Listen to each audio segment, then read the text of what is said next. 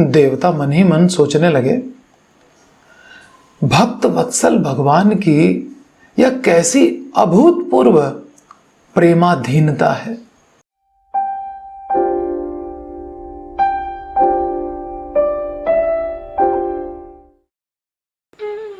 हरे कृष्ण। जन्माष्टमी के इस पावन अवसर पर हम भगवान की एक बहुत मधुर लीला, बड़ी अद्भुत लीला का वर्णन करेंगे, ब्रह्म विमोहन लीला। ब्रह्मा जी का कृष्ण के द्वारा विमोहित हो जाना। ब्रह्मा जी गुरु हैं, हमारी गुरु परंपरा में प्रथम स्थान पर हैं।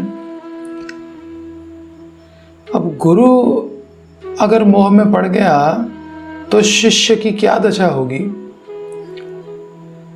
इसलिए इस रहस्य को जानना अति आवश्यक है, नहीं तो हमसे ब्रह्मा जी के श्री चरणों में अपराध बन सकता है। तो ध्यानपूर्वक इस कथा का श्रवण कीजिए और गुरु परंपरा के प्रति अपराध से बचिए। हरे कृष्ण। श्री कृष्ण की कथा उनके शुद्ध भक्तों से श्रवण करना परम सौभाग्य की बात है। हमारे कीमती समय का सबसे अच्छा उपयोग हरि की कथा का श्रवण करना है, और वो भी अगर भक्तों के मुख से मिल जाए तो सर्वश्रेष्ठ है। हम लोग मंगल आरती में रोज गुरुर्वाष्टक में गाते हैं, श्री राधिका माधवयोर पार माधुर्य लीला गुण रूप नामना प्रतिक्षणा स्वादन लोलुपस्य वंदे गुरो श्री चरणारविंदम। श्री राधा माधव की जो अपार माधुर्य लीलाएं हैं, उन लीलाओं को श्रवण करने के लिए प्रतिक्षण गुरुदेव मोहित रहते हैं, लालायित रहते हैं। ऐसे गुरुदेव के चरण कमलों की मैं सादर वंदना करता हूं। हमें भी राधा माधव की मधुर लीलाओं को श्रवण करने की ऐसी ही लालसा उत्पन्न करनी चाहिए। प्रतिक्षण भगवान की कथा हो और कुछ नहीं। संसार की वार्ता दुख को जन्म देती है, भगवान की वार्ता आनंद को जन्म देती है। श्रीमद् भागवत में श्री गोपियों का भी यही वचन है। भगवान के विरह में वो गोपी गीत में कहती हैं, तव कथामृतम तप्त जीवनम कविभिरीडितम कल्मषापहम श्रवणमंगलम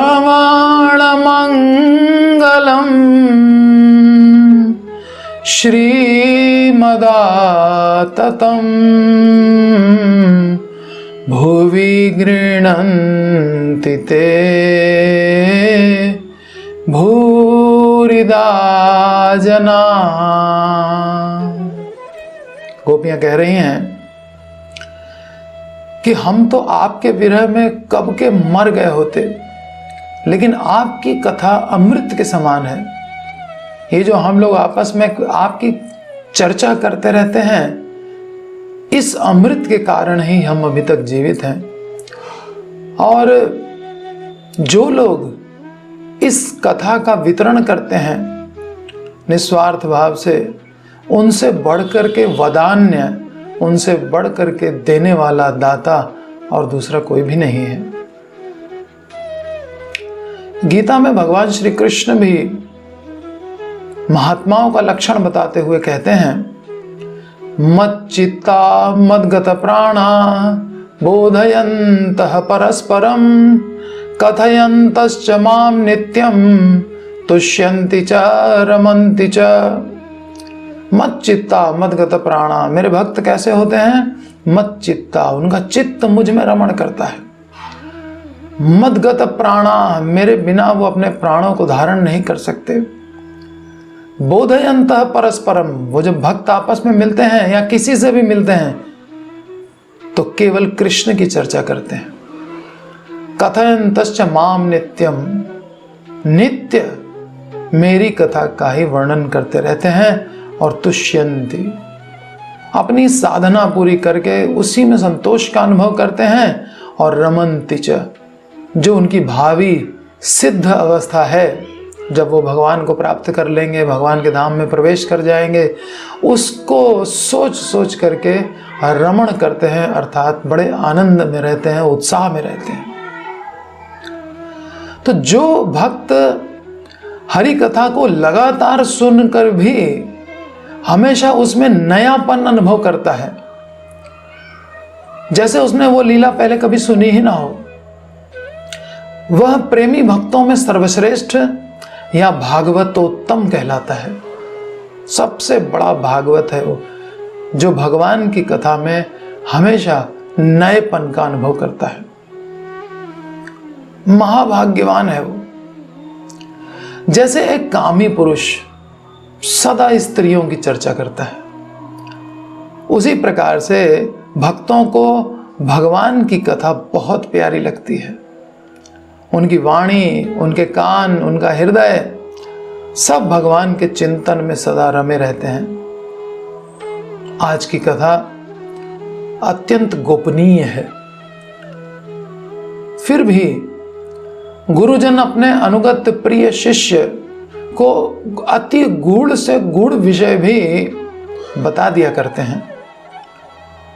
जो अनुगत होता है, जो प्रिय शिष्य होता है, जो विधि का पालन करता है, शरणागत होता है, सेवा करता है गुरु की, तो गुरु उसको अत्यंत गोपनीय विषय भी बता दिया करते हैं।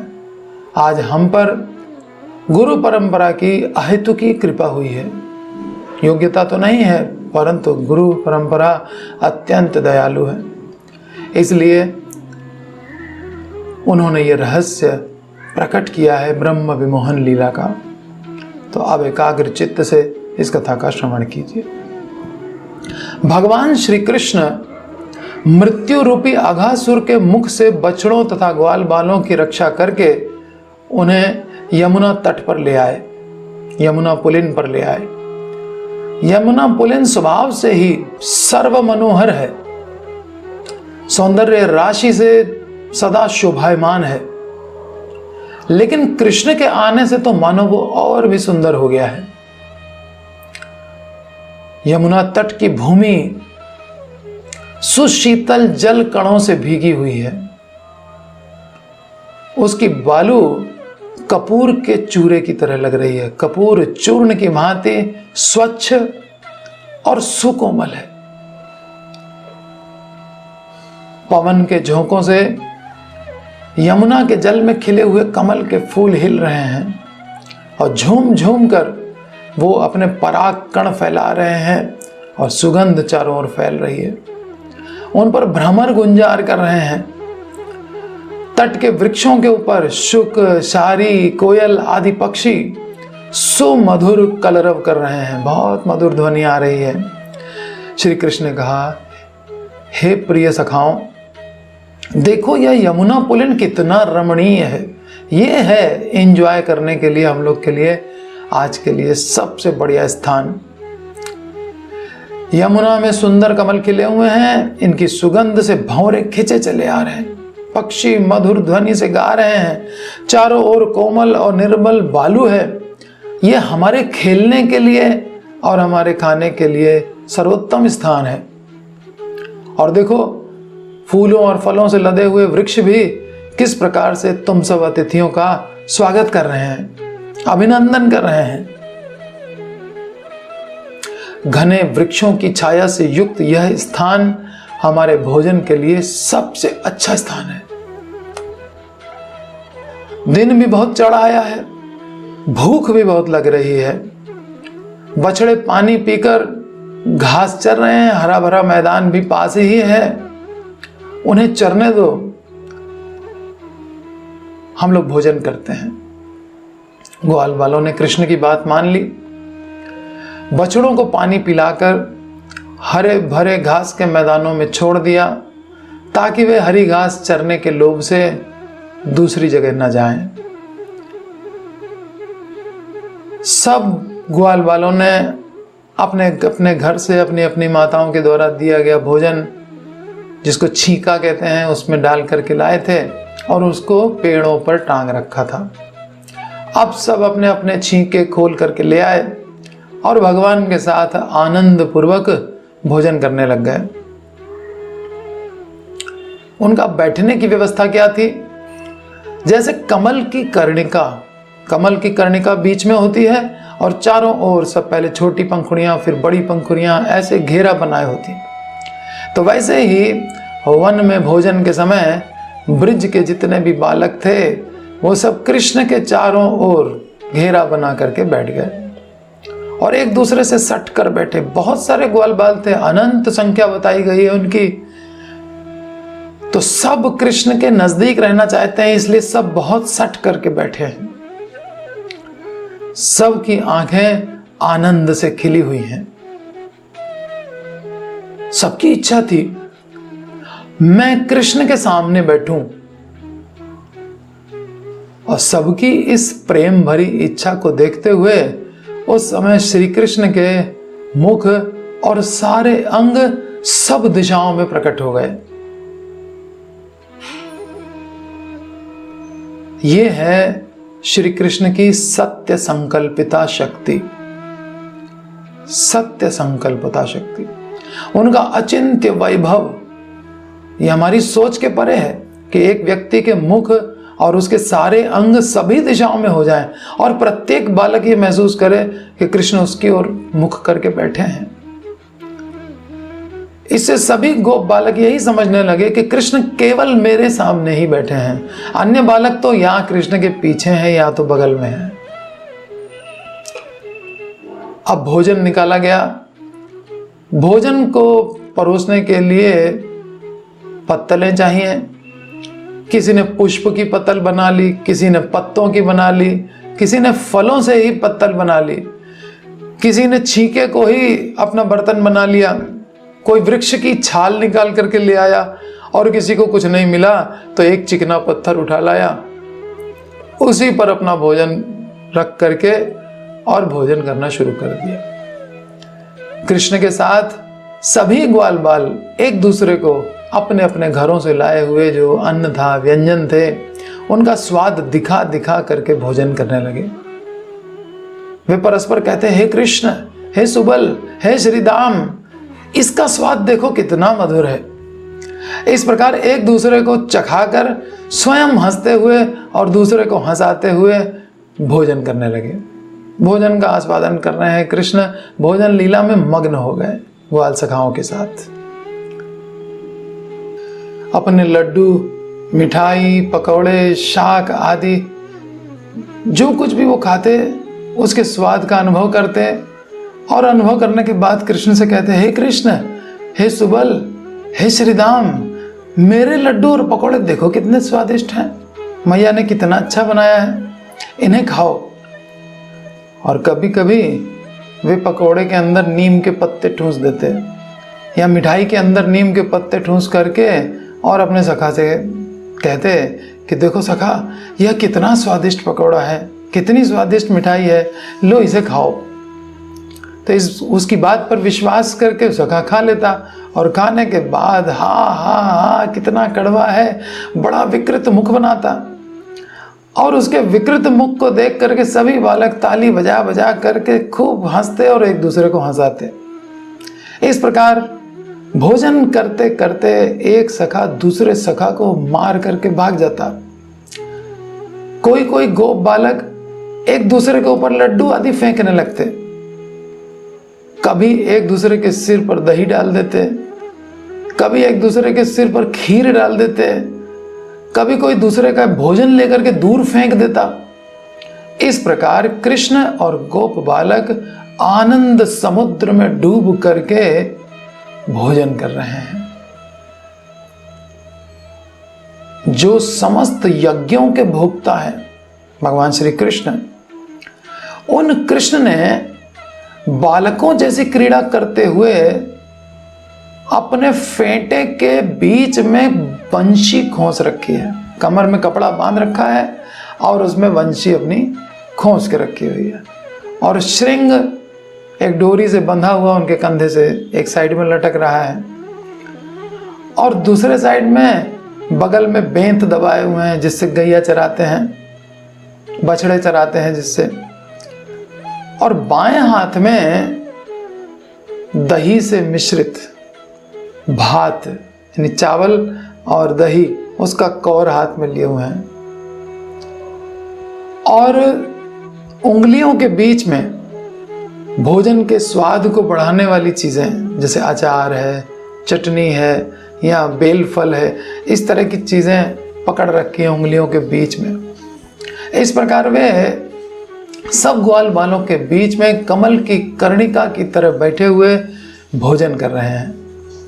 दाहिने हाथ के उंगलियों से छोटे छोटे ग्रास बना करके वो अपना भोजन कर रहे हैं, मुख में डाल रहे हैं। वे अपने मित्रों के साथ हंसी मजाक करते हुए भोजन कर रहे हैं। कृष्ण भंवरों से कहते, अरे भ्रमरों, तुम मेरे मुख की ओर क्यों आ रहे हो?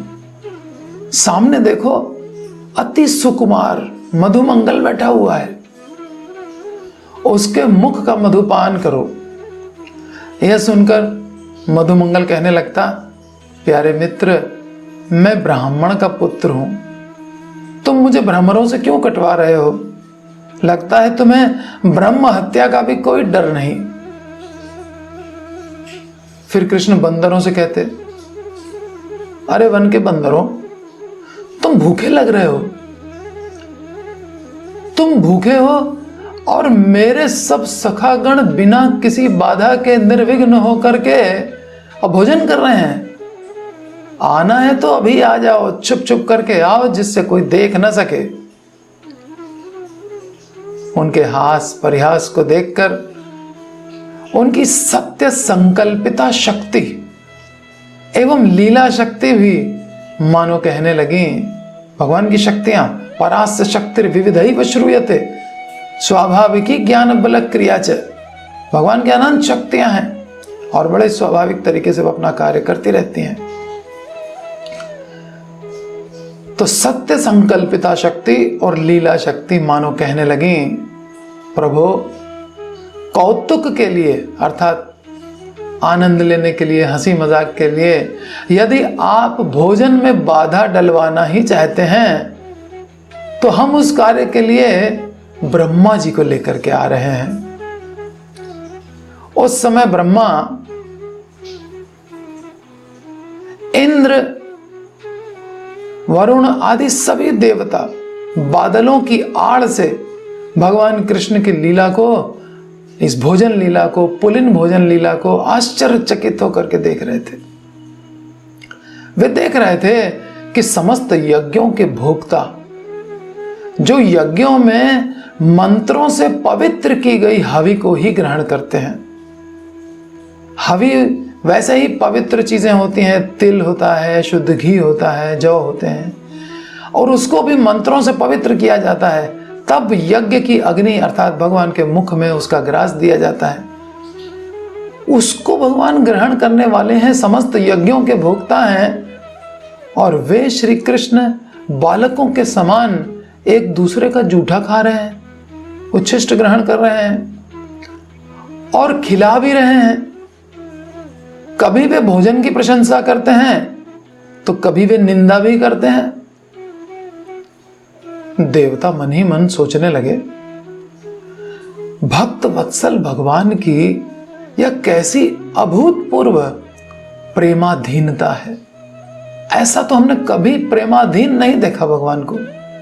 हम लोग तो क्षीर सागर के तट पे भगवान से प्रार्थना करने गए कि कंस के अत्याचारों से पृथ्वी को मुक्त करिए। पुरुष सूक्त के द्वारा हमने भगवान की स्तुति की, भगवान के अंश की स्तुति की, और उनकी स्तुति सुन करके भगवान ने जो वाणी बोली उसको समाधि में केवल ब्रह्मा जी सुन पाए, हम लोग तो सुन भी नहीं पाए। और भगवान इन ग्वाल बालों के साथ में कैसी मधुर लीला कर रहे हैं, उनका उच्छिष्ट ग्रहण कर रहे हैं, बालकों के समान जूठन ग्रहण कर रहे हैं। ये भक्त वत्सल भगवान की कैसी अभूतपूर्व प्रेमाधीनता है। जो सर्व यज्ञ भोक्ता, यज्ञ पुरुष होते हुए भी परम आनंद पूर्वक बच्चों के उच्छिष्ट लड्डू आदि को ग्रहण कर रहे हैं। गीता में भगवान ने स्वयं जूठे भोजन की निंदा की है, उसको तमोगुणी कहा है। तमोगुणी व्यक्ति नीचे के लोकों में जाता है, ऐसा भी कहा है। परंतु यहां बाल लीलाओं में भगवान श्री कृष्ण इतने प्रेमाधीन हो चुके हैं कि अपने मित्रों के उच्छिष्ट को बड़े चाव से ग्रहण कर रहे हैं। ऐसा वे पहली बार नहीं कर रहे, इससे पहले भी राम रूप में शबरी के उच्छिष्ट को ग्रहण किया। पांडवों के भोजन कर लेने के बाद जब दुर्वासा मुनि आए थे तो उस समय श्री कृष्ण भी द्रौपदी के पास आए और कहने लगे बड़ी भूख लगी है, कुछ भोजन कराओ। सब पांडव खा चुके थे, लेकिन द्रौपदी के अक्षय पात्र में लेश मात्र अन्न या शाक लगा हुआ था। भगवान ने उस उच्छिष्ट को ग्रहण किया, जिससे दुर्वासा मुनि की भी भूख मिट गई और उनके शिष्यों की भी भूख मिट गई।